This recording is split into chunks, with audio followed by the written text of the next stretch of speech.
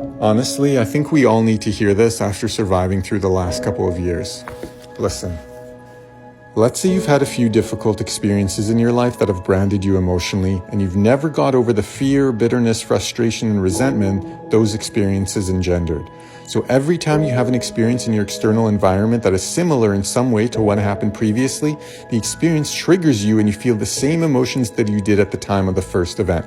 Once you feel the same emotion you felt 30 years, or 3 years in our case, when the event initially occurred, it's quite possible you will behave in the same way you did at that time because those emotions are driving your conscious or unconscious thoughts and behaviors.